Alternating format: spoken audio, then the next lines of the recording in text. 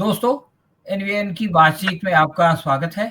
आज हम एक विशेष कार्यक्रम लेकर आपके सामने आए हैं जो स्वास्थ्य से मुताल्लिक है, जिसका टॉपिक है स्वास्थ्य प्रथम। और इसमें हमारे साथ डॉक्टर जुबैर शेख साहब बात करेंगे। आज का हमारा विषय है कोल्डरिफ के जरिए होने वाला हाहाकार।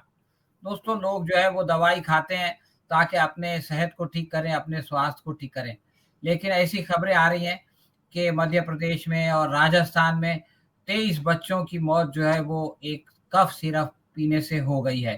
तो ये क्या सिलसिला है, ऐसा क्यों हुआ? इसके बारे में हम डॉक्टर जुबैर साहब से बात करेंगे। आपका स्वागत है डॉक्टर साहब। सबसे पहले ये बताइए कि ये जो हादसा हुआ है, ये जो घटना घटी है, ये क्या है? क्यों ऐसा हो गया? डॉक्टर सलीम साहब, बहुत बहुत शुक्रिया। आपने मुझे दावत दी आपने एनवीएन ट्रेवल चैनल पर, और मुझे मौका दिया कि कुछ मेडिकल के तहत जो ये सानहा पेश या हादसा पेश आया उसके बारे में बात रखी जाए और आवाम को, लोगों को इसके बारे में मालूमात दी जाए कि क्या करना है क्या नहीं करना है।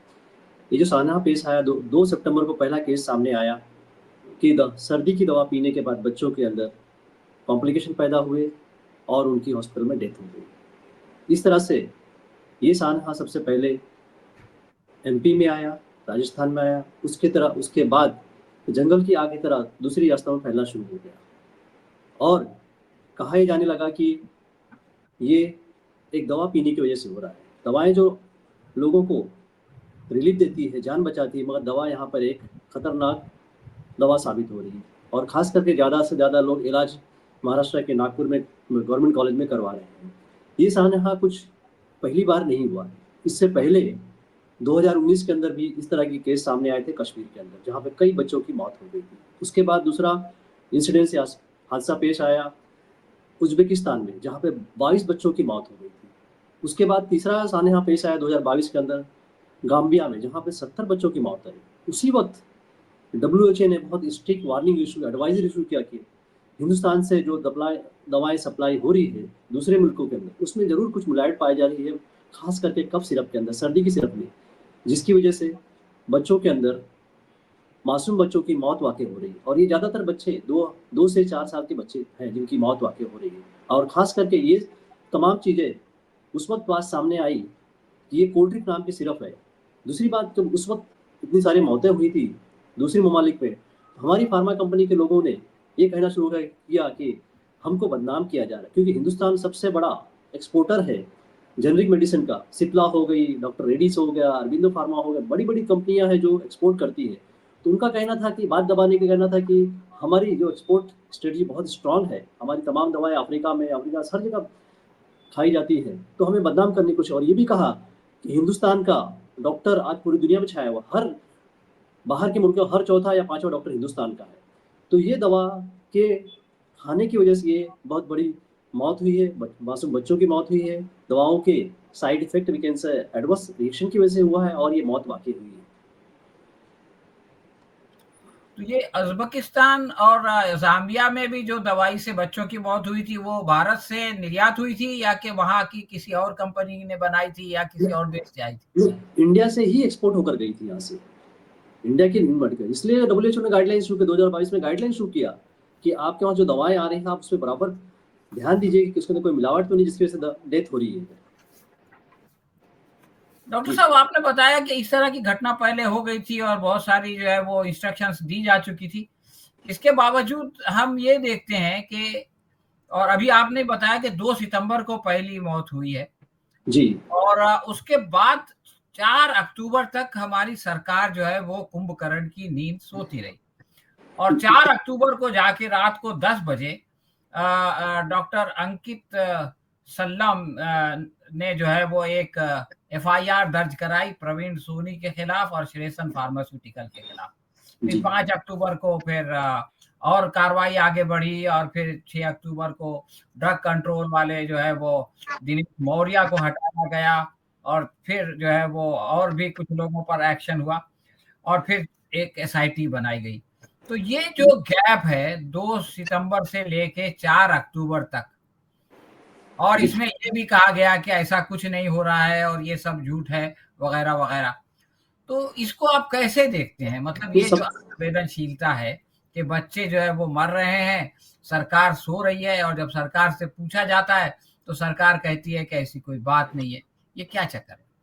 सबसे तो पहले मैं ये बात क्लियर करना चाहूँगा कि जो कोल्ड ड्रिप सिरप है, वो है क्या? उसके बाद हम उस पॉइंट पे आना चाहते हैं, अगर आप इजाज़त दें तो। जी, कोल्ड ड्रिप सिरप जो है आम सर्दी कफ की दवा है, जो बच्चों में इस्तेमाल की जाती है और बड़ों में इस्तेमाल होती है। ये दवा है जो इसके अंदर एक एंटीहिस्टामिनिक पाया जाता है, एक डिकंजेस्टेंट पाता है। क्लोरामफेनामाइड जो है वो फर्स्ट जनरेशन एंटीहिस्टामिनिक और दूसरा फिनाइलेफ्रेनिजम डिकंजेस्टेंट। जो सर्दी गले में सर्दी होती है, नाक में जाम होता है, इसके पीने के बाद ये तमाम कंजेशन खत्म हो जाता है और बच्चे को खाँसी की आराम मिल जाती है। इस दवा के अंदर जो कंटेंट होता है, एक्टिव इंग्रेडिएंट जो होता है, एक्टिव मॉलिक्यूल जो होता है, एक्टिव फार्मास्यूटिकल इंग्रेडिएंट जो होता है, वो सीपीएम और फेनालेफ्रेमिन। मगर उसके अलावा साथ में उस दवा के अंदर कुछ इंग्रेडिएंट और भी मिलाया जाए, जैसे डिसॉल्वेंट होता है, सॉल्वेंट होता है, जिसकी वजह से ये उसका डिसॉल्व होता है और एक बड़ी क्वांटिटी आपने देखा होगा कि 5 ml की जो दवा होती है उसमें 5 मिलीग्राम सिर्फ सीपीएम है और 1 मिलीग्राम फेनालेफ्रेमिन, मगर बाकी जो रिमेनिंग दवा है 5 ml के अंदर वो सॉल्वेंट इंग्रेडिएंट है। वही सॉल्वेंट इंग्रेडिएंट का मेन खेल है जो ये काम हो रहा है करके, उस सॉल्वेंट की वजह से तमाम चीज़ों सामने आई है। तो ये जो आपने देखा कि ये कोल्ड ड्रिंक है उसके अंदर डाइथिलीन ग्लाइकोल पाया गया है। तो ये डाइथिलीन ग्लाइकोल जो है एक क्वांटिटी होती है एज अ सॉल्वेंट, एडजुवेंट या एडिटिव, वो इतनी मिकदार में ज़्यादा डाल दी गई थी कि जिसकी वजह से उसके साइड इफेक्ट आना शुरू हो गया। उस साइड इफेक्ट की वजह से क्या हुआ कि वो तमाम बच्चे जिन्होंने पिया उसको इमीडिएटली रिएक्शन शुरू हो गया। जो बच्चों ने पिया उसको उसको उल्टी शुरू हो गई, नाउसिया शुरू हो गया, उसके बाद उनको रेस्पिरेटरी खांसी में सब चीज़ सीने में तकलीफ होने, उसके बाद वो दिमाग में तकलीफ शुरू हुई और उसे कन्वर्जन है, उसके बाद वो किडनी फेलियर और बच्चों की किडनी फेलियर की वजह से वो ऑर्गन फेलियर में चले गए, उनके बाद डेथ हो गई। अब मैं आना चाहता हूँ पॉइंट के ऊपर कि सरकार इतनी देर सो क्यों रहती है। तो सरकार जब भी होता है हमेशा ही इस बात की कोशिश करती है कि गो स्लो और जितना हो सके लोग इसको कम से कम जाने, कम से कम आवाज उठाए उसको दब जाए करके। तो ये दवाएं जो ली गई थी वो किसी एक फार्मा कंपनी से ली गई जिसका नाम सिरिसन है। हालांकि ये दवा जो कोल्ड ड्रिप टाइप का मॉलिक्यूल है सैकड़ों की तादाद में कंपनियां बनाती है और सभी की दवाएं बिकती है और अच्छा रिजल्ट भी आता है, मगर क्या होता है कुछ कंपनियां ऐसी है जो गवर्नमेंट सप्लाई करती है। तो ये सिरिसन कंपनी जो है कांचीपुरम तमिलनाडु की बनी कंपनी है जो आज की तारीख में गवर्नमेंट के बहुत सारी सेटअप में दवा सप्लाई करती है, उसकी सप्लाई और कई सालों से सप्लाई हो रही है। तो क्या होता है कि आपको तो पता ही गवर्नमेंट जब सलाई होती है उसमें बहुत से लोग इन्वॉल्व होते हैं, बहुत से लोग करते हैं, खास करके सिविल सर्जन जो होता है दवाएं खरीदता है और वो दवाओं को प्रोक्योर करने के बाद तमाम हॉस्पिटल के सेटअप में पहुंचाता है और वो जाने के बाद वो क्या होता है जब डॉक्टर बच्चों को एग्जामिन करता है, जब पेशेंट को एग्जामिन करता है तो वो दवाओं लिखना शुरू करता है, दवाएं पेशेंट को मिलना शुरू किया और इस्तेमाल करते हैं। अब सवाल ये आता है कि इतना डिले क्यों किया गया करके। सबसे बड़ी बात यह है कि जो डिले मुझे लग रहा है जो हुआ था ये कि गवर्नमेंट तो हो सकता है कुछ जो लोग दवाएं प्रोक्योर कर सप्लाई कर रहे थे या जो ले रहे थे जिनसे लिया गया तो कुछ नेक्सस हो और कोशिश ये होती है कि भाई कि जो सप्लायर है उसको बचाने की कोशिश की जाए करके। और उनका ये इमेज ये होता है कि भाई उसने दवा से भाई अपनी जानबूझकर कोई गलती नहीं की, हो सकता है इंसिडेंटली एक्सीडेंटली कुछ दवाएं ज़्यादा चली गई हो, इंग्रेडिएंट ज़्यादा चला गया हो या सॉल्वेंट ज़्यादा हो गया जिसकी वजह से साइड इफेक्ट आना शुरू हो गया। तो ये चीज़ें जो इतना डिले हुआ ये मैं समझता हूँ कि लैप्स है गवर्नमेंट की तरफ से, ये नहीं होना चाहिए। जब 2 तारीख को एक केस आया तो उसी वक्त उनको ध्यान देना चाहिए था और खास करके जिस डॉक्टर ने दवा लिखी थी और उसको मालूम पड़ा कि दवा पीने से होता है तो उसी वक्त एक्शन लेना चाहिए, इन्फॉर्म करना चाहिए। दवा मुझे डाउटफुल लग रही है, ये हो सकता है स्पूरियस हो या उसके अंदर इरिटेंट ज़्यादा हो, उसको निकाल उठा लिया जाए, नहीं दिया जाए लोगों को ताकि लोगों से इससे हादसा या नुकसान ना हो करके। तो डॉक्टर साहब आपने डाइइथिलीन ग्लाइकॉल का जिक्र किया। जी डाइइथिलीन ग्लाइकॉल की मैक्सिमम परमिसेबल लिमिट जो है वो 0.1% के आसपास है, जी यानी 0.1 के आसपास। जी सर। और जब इसके सैंपल देखे गए तो मध्य प्रदेश की लैब ने बताया कि वो 46.2% है जी और तमिलनाडु की लैब ने बताया कि 48.6% है। तो जो चीज को 1% से कम होना चाहिए, 0.1% के आसपास होना चाहिए, वो अगर किसी दवाई में 46.2% पाया जाए तो ये कितना बड़ा क्वालिटी एश्योरेंस का फेलियर है। और जो लोग इस तरह का फेलियर करते हैं, क्यों करते हैं और उनकी क्या सजा होनी चाहिए? सबसे पहले तो हम इस चीज़ को जान लें कि डाइएथाइल ग्लाइकोल है क्या। ये एक सॉल्वेंट या एडिटिव है जो कि दवाओं में मिलाया जाता है। ये एक कलरलेस स्वीट कलर का टेस्टिंग का है, ऑडरलेस है और फार्मास्यूटिकल काम में आता है। जैसे आपने कहा कि 0.1% जो परमिजिबल क्वांटिटी अलाउड है, ये 48 जो बताया 46 तक गया। और ये क्या होगा कि ये जो यहाँ पर श्रीसन फार्मा के अंदर क्वांटिटी में डाला गया तो वो फार्मास्यूटिकल नहीं था, वो इंडस्ट्रियल यूज में होने वाला सॉल्वेंट था, डाइथाइल ग्लाइकोल। जिससे इंक बनती है, पेंट बनता है, ब्रेक ऑयल के अंदर लगता है कि आके वो ये एंटी फ्रीजिंग काम करता है। तो ये जब जाता है दवा मिल जाता है और एक्स्ट्रा मिलाया गया, हो सकता है कि जानबूझ के मिलाया गया, पैसे बचाने के लिए किया होगा या एक्सीडेंटली मिल गया हो वो कंपनी के अंदर। तो इसकी वजह से क्या हुआ कि तमाम कॉम्प्लिकेशन शुरू हो गए करके। तो इसका मतलब ये काम जो है फार्मास्यूटिकल कंपनी का हो सकता है, उसकी केमिस्ट का हो सकता है या डायरेक्टर्स का होता है, जिन्होंने ये एक सॉल्वेंट खरीदा जो इंडस्ट्रियल था ना कि फार्मास्यूटिकल था, और लोकल से खरीदा गया। जैसा कि लोगों जो बातें सामने आई, जैसा लोगों ने वहाँ पे रेड किया, होने के बाद सामने आई कि भाई ये तमाम चीज़ें इंडस्ट्रियल खरीदा और डाला गया, और इसकी वजह से सारा का सारा पूरा ये हादसा पेश आया है। डॉक्टर साहब, ये भी खबरें आ रही हैं इस एपिसोड के बाद कि गुजरात से राजकोट की बनी हुई एक दवाई है री लाइफ सिरप, उसके अंदर भी इसका जो है वो प्रमाण 0.6% यानी 6 गुना ज्यादा पाया गया डाइथिलीन ग्लाइकोल। और गुजरात की एक दूसरी कंपनी है अहमदाबाद की, उसमें जो है वो रेस्पी फोर्स नाम की दवाई है, उसके अंदर भी जो है ये 1.3% यानी मतलब 13 गुना ज्यादा पाया गया। तो अब तो ये इस तरह की दवाइयों में पाया जा रहा है ज्यादा। अब पता नहीं कितने, आपने कहा बहुत सारे सिरप जो है वो इस्तेमाल हो रहे हैं। तो इसको एश्योर करने के लिए कि भाई ये जो है उसका प्रमाण, उसकी जो मैक्सिमम लिमिट है, परमिसिबल लिमिट, उससे ज्यादा ना हो, उसको सुनिश्चित करने के लिए क्या करना पड़ेगा, कैसे होगा? वरना तो इस तरह के बच्चे अपनी जान जो है वो गंवाते रहेंगे। अब पता नहीं, ये तो इतने 23 बच्चों का आया है, हो सकता है कि ज्यादा बच्चे भी इससे प्रभावित हुए हों, जिनका कि कोई कंप्लेन ही ना गया हो या कि जो अस्पताल में ही नहीं गए हों, घर ही में उनकी मौत हो गई हो। इस तरह से बहुत सी दवाओं की बॉटल ऑलरेडी मार्केट के अंदर फैली हुई है, उनको करेक्ट करने की वो लोग कोशिश कर रहे हैं। मगर ये जो परमिसिबल लिमिट है, एक ऐसा काम है जो वहाँ पे केमिस्ट, फार्मा कंपनी जो केमिस्ट होता है, जो दवाओं को बनाता है, फॉर्मुलेट करता है, उसका काम आता है कि ये किस तरह से वो हो। उसके बाद जब ये बैच तैयार होता है, जो बैच का वो बस एनालिसिस करता है कि ये बैच की दवा के अंदर क्या क्या कंटेंट क्या है, सॉल्वेंट कितना है, कंटेंट क्या है, एक्चुअल फार्मास्यूटिकल इंग्रेडिएंट कितना है, उसका सॉल्वेंट कितना है, टेस्टिंग मटेरियल कितना है, टेस्ट का मटेरियल, ऑर्डर लेस का मटेरियल कितना है, तमाम चेक करता है, रीचेक करता है। उसके बाद ये ड्रग कंट्रोलर के पास जाता है। और आप यकीन ना करें कि ये बात जानिए कि हर 2 साल के अंदर 2 बार किसी फार्मा कंपनी का इंस्पेक्शन होता है, ऑडिट होता है। तो ये दवा बनने के बाद जब ड्रग कंट्रोलर के पास जाती है, वो उसको टेस्ट करता है लेबोरेटरी के अंदर, और हो सकता है उस ड्रग लेबोरेटरी के अंदर वर्कलोड इतना ज़्यादा हो कि वो निगलेक्ट कर नजरअंदाज कर दिया जाता हो। तो सारी की सारी जिम्मेदारी ड्रग कंट्रोलर का आता है कि वो किस तरह से उसको एनालाइज करता है, उसके बाद देखता है, उसके बाद वो पास करता है, क्वालिटी कंट्रोल पास का अश्योरेंस करता है कि क्वालिटी बराबर है, अश्योर है, ये मॉलिक्यूल अब मार्केट में जाना चाहिए। वो केमिस्ट के पास जाता है, केमिस्ट से वो डॉक्टर प्रिस्क्राइब करता है, लोगों तक जाती है और वो इस्तेमाल करते हैं। तो main person who is responsible for the drug quality control is a drug controller, और उसका पूरा डिपार्टमेंट जो एफडीए का डिपार्टमेंट ड्रग, वो पूरा जिम्मेदार इस बात का है, चाहे वो गुजरात की दवा हो, कहीं की दवा हो।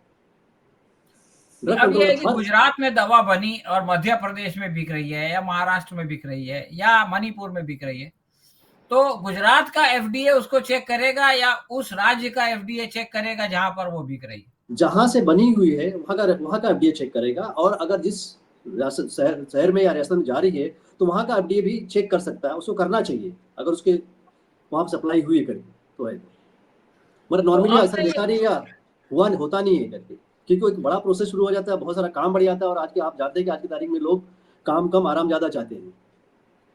डॉक्टर साहब, आपने बताया कि इसकी जो बेसिक जिम्मेदारी है वो जो है, एक तो उस कंपनी की क्वालिटी एश्योरेंस डिपार्टमेंट की है जो कि उस प्रोडक्ट को बना के जो है वो बाहर निकाल रही है, उसके बाद एफडीए की है। लेकिन हम ये देखते हैं कि 4 अक्टूबर को जो एफआईआर दाखिल हुई, उसमें डॉक्टर प्रवीण सोनी को जो है वो उनके खिलाफ एफआईआर दाखिल हुई, और हम ये देखते हैं कि 5 तारीख को जो है उनको गिरफ्तार भी कर लिया गया। तो डॉक्टर प्रवीण सोनी ने तो ना दवाई बनाई और ना उनकी ये जिम्मेदारी थी कि वो ये देखें कि वो उसके अंदर डाइथॉल कितना है, डाइथिलीन ग्लाइकॉल कितना है, तो उनको क्यों बलि का बकरा बनाया गया? देखिए, आप अक्सर ये होता है कि किसी न किसी को तो स्केपगोट बनाना है। जब इंसिडेंस होता है तो एक सिस्टम काम करता है कि इमीडिएटली किसी को अरेस्ट कर लिया जाए और ये दिखाया जाए कि हमने देखो इतना कुछ जो भी हादसा हुआ है उसके अंदर हमने एक बंदे को पकड़ लिया है, उसको अरेस्ट कर लिया है।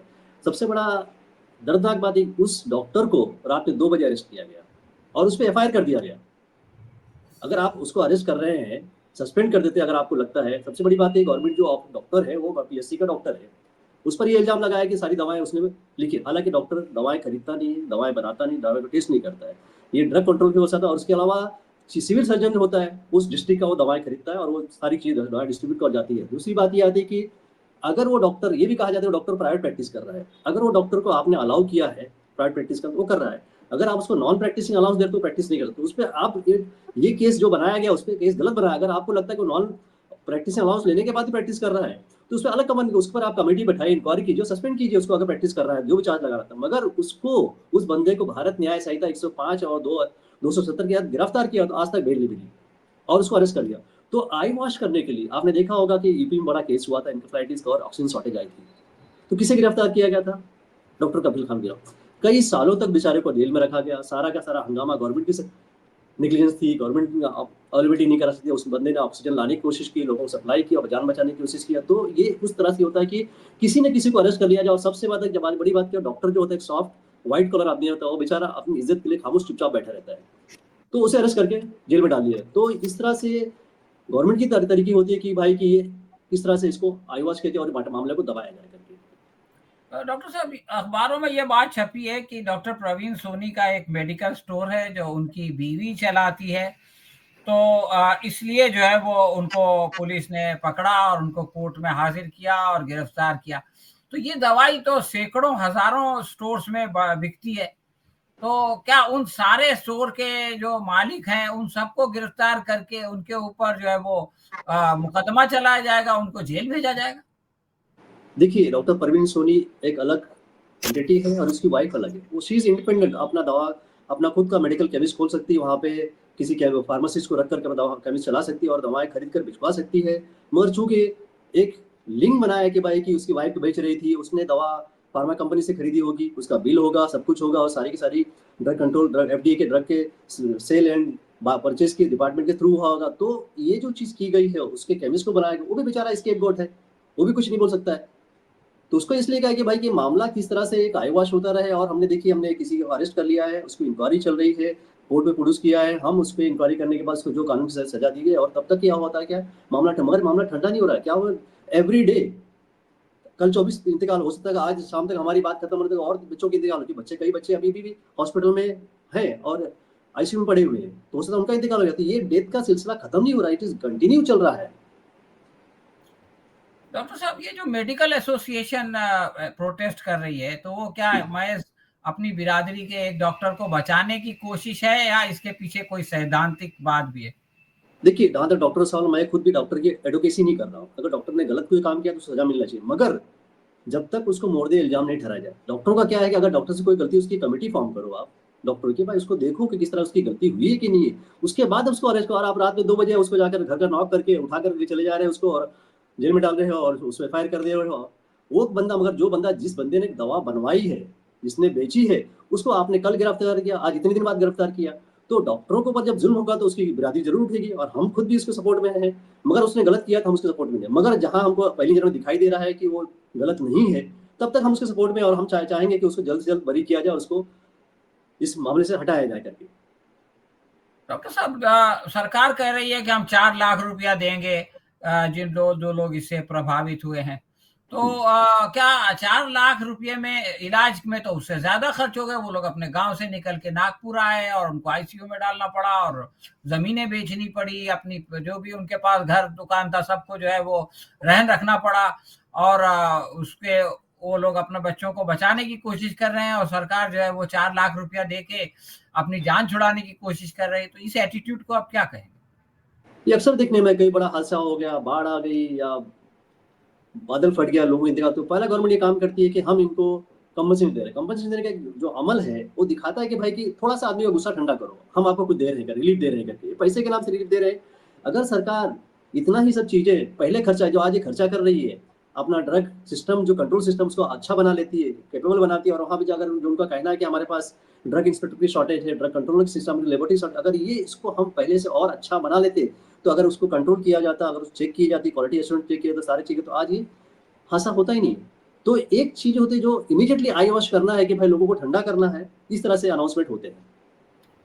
अच्छा, वो लोग जो कह रहे थे कि भाई भारत को बदनाम करने की कोशिश की जा रही है और साहब पूरी दुनिया के लोग हमसे जलते हैं और हमारी प्रगति से परेशान होते हैं और लॉबी हमारे साथ होती है, तो अब वो लोग कहाँ हैं?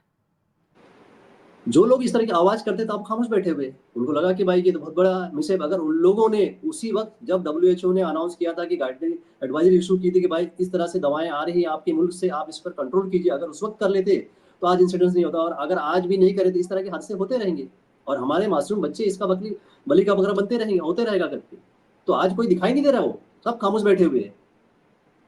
डॉक्टर साहब, अब जो हुआ सो हुआ, अब इसको तो हम घड़ी का कांटा पीछे नहीं ले जा सकते, जी। लेकिन ये कि आगे इस तरह की घटना ना हो, इसके लिए क्या किया जा सकता है? इसलिए कि मैं पढ़ रहा था कि जो मध्य प्रदेश के बड़े ऑफिसर हैं, उन्होंने जाके अपने जो डिप्टी सीएम है, इत्तेफाक से वो स्वास्थ्य मंत्री भी है, उनसे जी। जाके कहा कि भाई हमारी लेबोरेटरी इक्विप भी नहीं है, हमारी लेबोरेटरी में फैसिलिटी नहीं है। तो जब अगर आपकी लेबोरेटरी में फैसिलिटी नहीं है और वो इक्विप नहीं है और वो दवाइयाँ चेक नहीं कर सकती है, तो फिर भविष्य में इस तरह की दुर्घटना को रोकने के लिए क्या करना पड़ेगा? कैसे रुकेगी?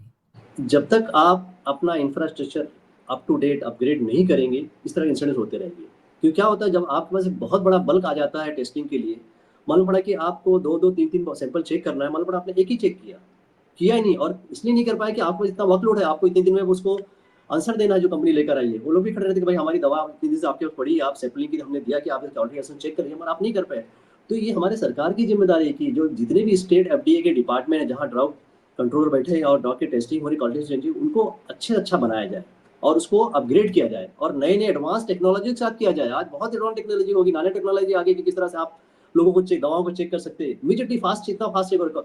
हम इतनी सारे इंस्ट्रूमेंट आ गए हैं कि इमीडिएटली आपने ड्रॉप डाला और मालूम पड़ा कि इसके अंदर क्या क्या कंटेंट है। तो हमें अपनी टेक्नोलॉजी को एडवांस करना पड़ेगा और लोगों को भी ट्रेन करना पड़ेगा और नए लोगों को अपॉइंट करना पड़ेगा। शॉर्टेज अपॉइंट, उसके बाद लोगों और हायर क्या हो सकता है, अगर नहीं कहा हायर अपॉइंट, कम से कम कॉन्ट्रैक्ट पे लेकर आइए, उनको अकाउंटेबल बनाइए और इस तरह से चेक कीजिए ताकि इस तरह से दोबारा ऐसे हादसा ना हो।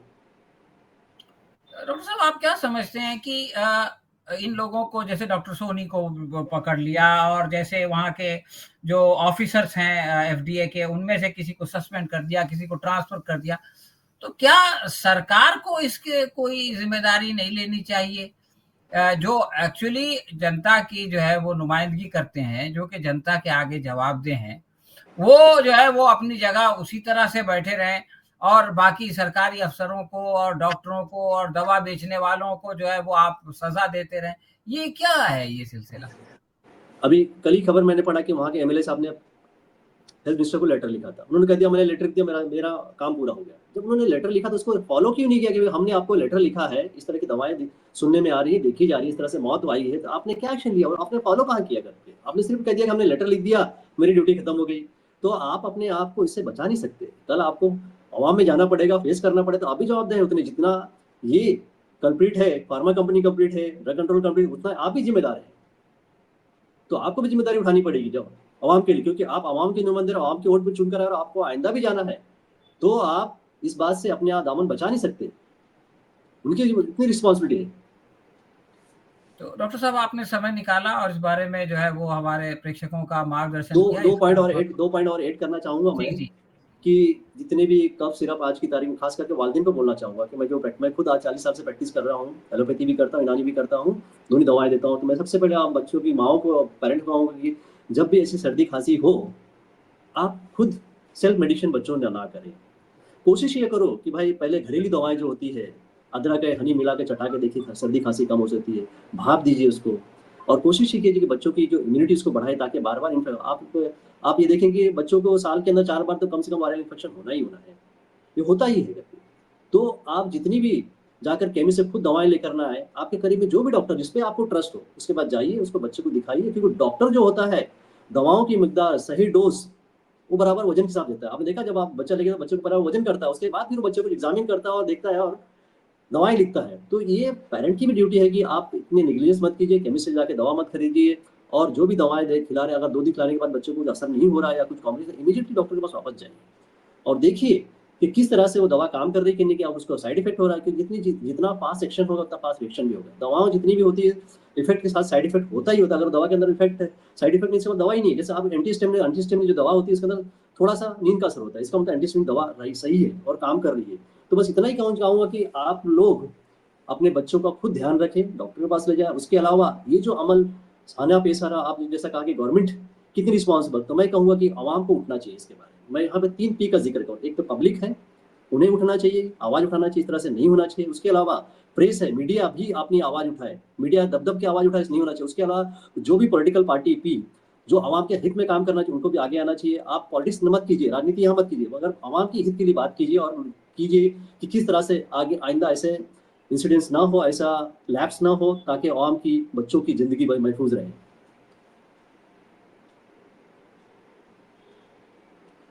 आपकी आवाज नहीं आ रही है। हाँ, तो दोस्तों आपने सुना कि इसमें सभी लोगों की जिम्मेदारी है, जनता की भी जिम्मेदारी है कि वो जो है वो दवाई अपने तौर से ना ले और केमिस्ट से भरोसा करने के बजाय किसी प्रैक्टिशनर के से रेफर करे और उसकी निगरानी में अपने बच्चों का इलाज कराए। इसी तरह से सरकार की भी जिम्मेदारी है और अफसरों की भी जिम्मेदारी है। अगर ये सब लोग अपना अपना कर्तव्य निभाएंगे तो फिर इस बात की उम्मीद है कि इस तरह की दुर्घटना नहीं होगी, वरना यह कि इनमें से अगर एक भी अपनी जिम्मेदारी में चूकेगा तो इसकी दुर्घटना की संभावना बढ़ जाएगी। डॉक्टर साहब आपने समय निकाला और हमारे प्रेक्षकों का मार्गदर्शन किया, इसके लिए बहुत-बहुत धन्यवाद। हम आइंदा भी आपसे इस तरह के विषय पर बात करते रहेंगे। बहुत-बहुत शुक्रिया आपका, आपने मौका दिया बोलने के लिए। कोशिश ये होगी कि आइंदा भी आपके साथ जुड़े और कुछ न कुछ नए टॉपिक पे बात करें, ताकि आवाम को सेहतमंद रखें, स्वस्थ और सेहतमंद रखें। बहुत-बहुत शुक्रिया। शुक्रिया डॉक्टर साहब।